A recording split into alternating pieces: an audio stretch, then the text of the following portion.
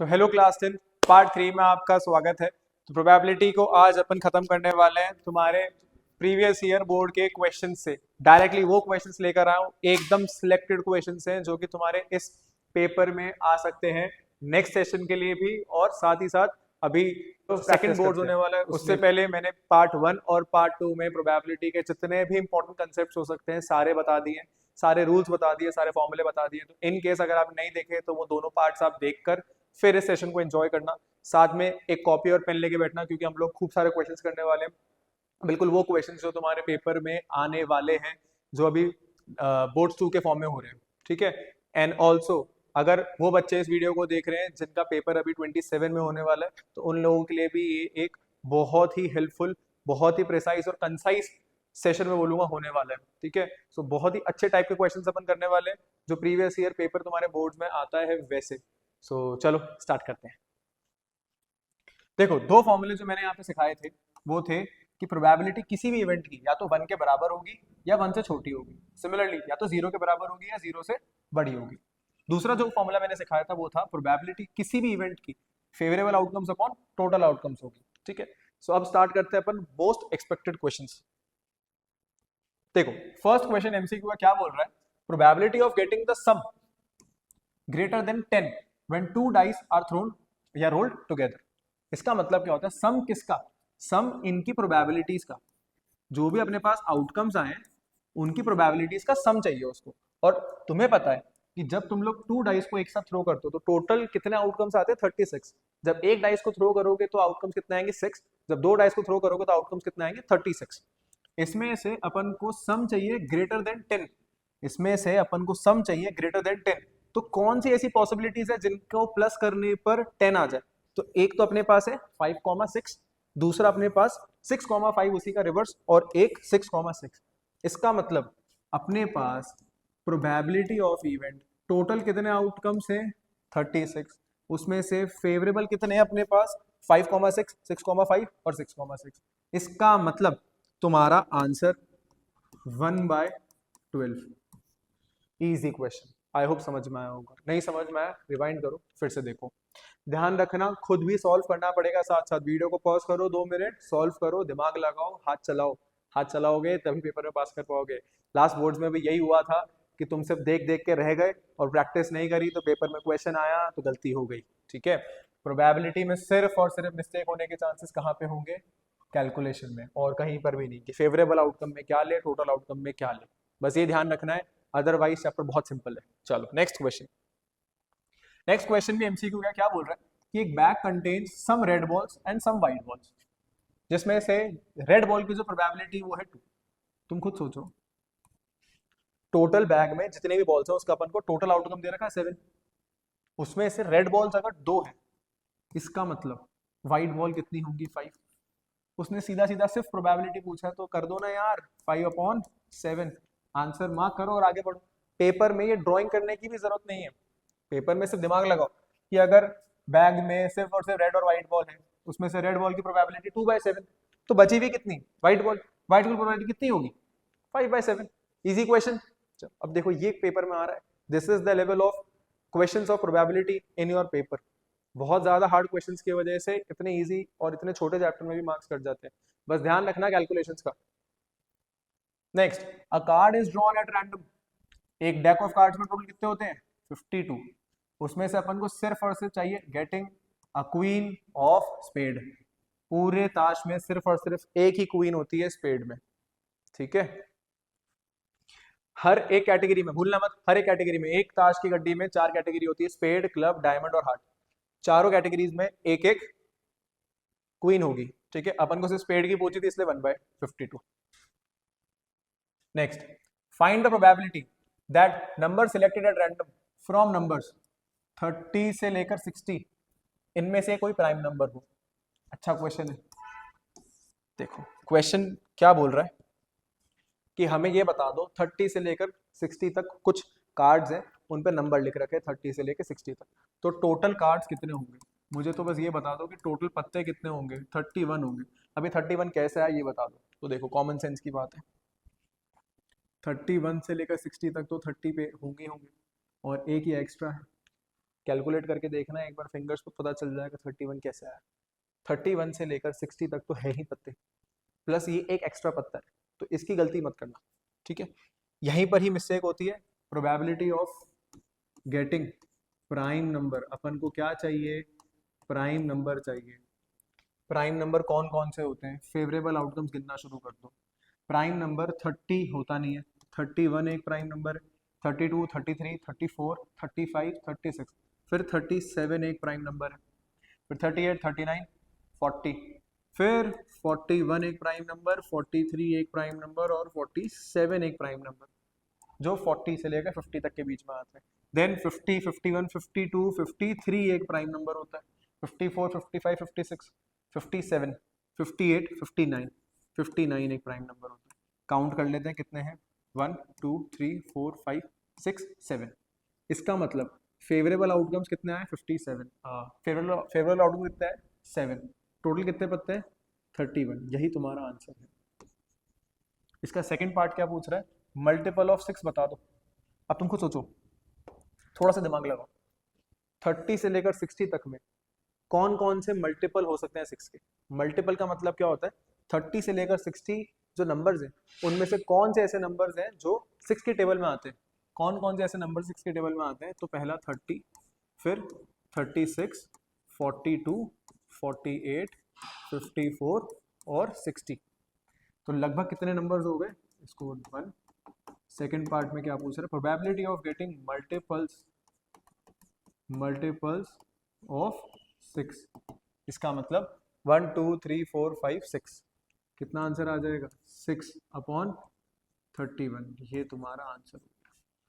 I hope समझ में आया होगा। अच्छा क्वेश्चन है, इसको अच्छा लेवल का क्वेश्चन कह सकते हैं, ठीक है। इसमें दिमाग लगाना है, एक दिमाग यहाँ लगाना है कि डिनोमिनेटर क्या होगा, दूसरा कुछ बच्चों को पता होगा प्राइम नंबर होते हैं क्या है क्या नहीं होते, बट देन शुरू के तो सबको पता है 2, 3, 5 सबको पता है, बट देन बीच की जो नंबर्स हैं उसमें कितनों को पता था नहीं पता था, इसमें कंफ्यूजन हो सकता है।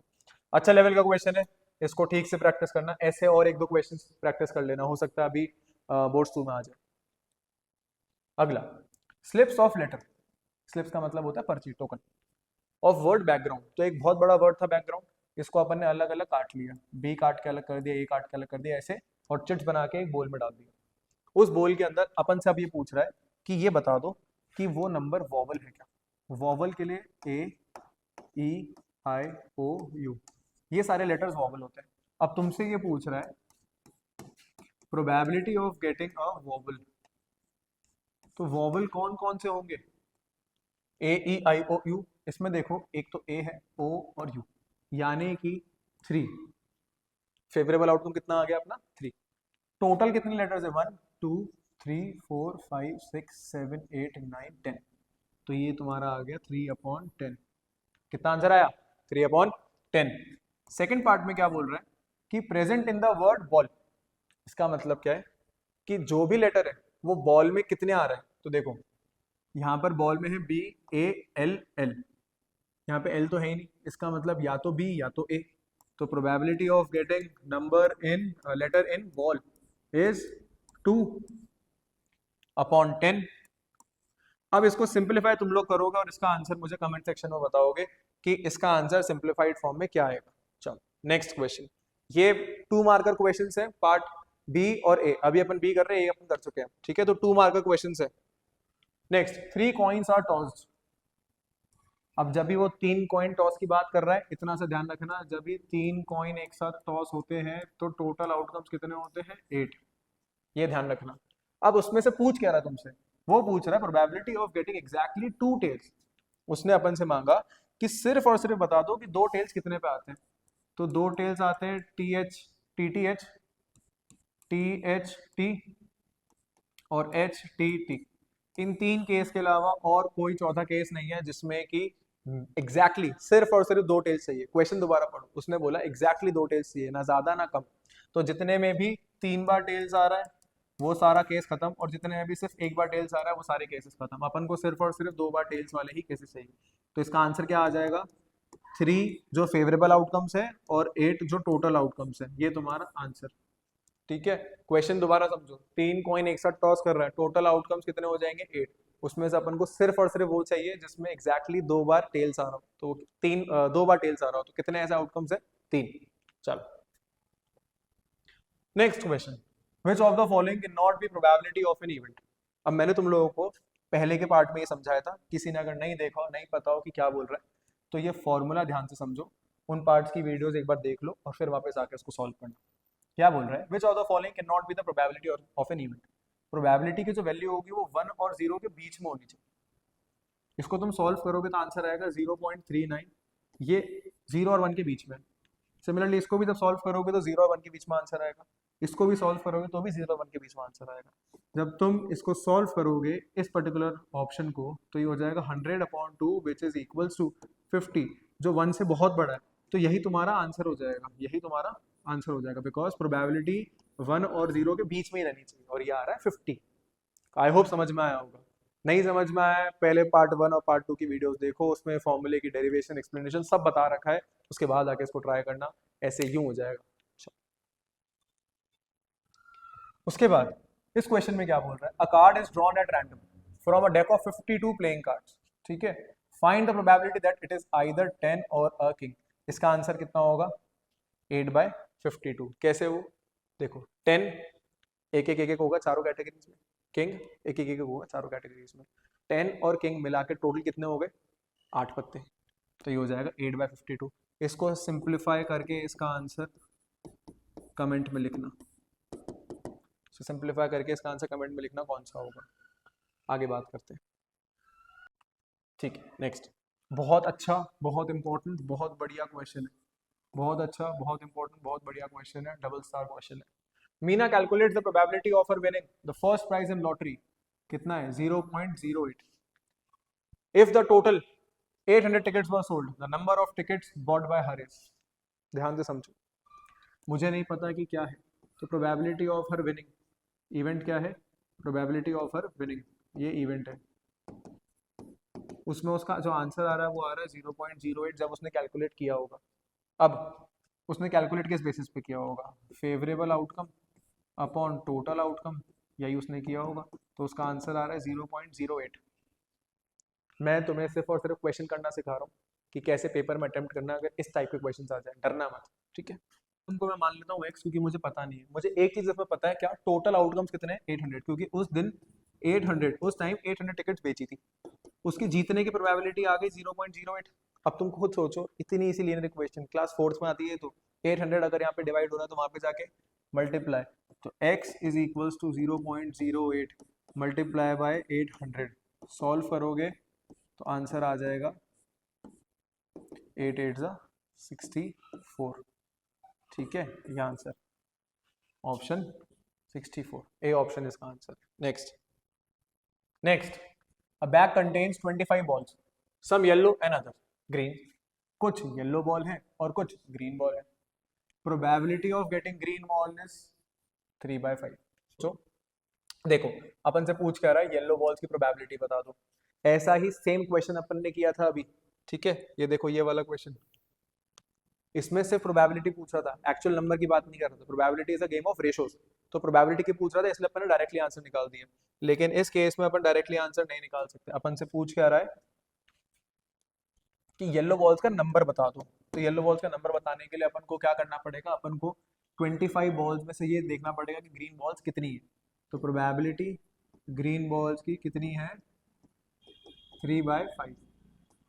ये क्या फॉर्मूला बनाया होगा? Favourable outcome upon total outcome. Favourable outcome अपन बना देते हैं x, तो let the number of green balls be x। Total outcome कितने दे रखा है क्वेश्चन में? 25। जब तुम इसको सॉल्व करोगे तो x की वैल्यू कितनी आएगी? 15। इसका मतलब ग्रीन बॉल्स कितनी है? 15। So yellow balls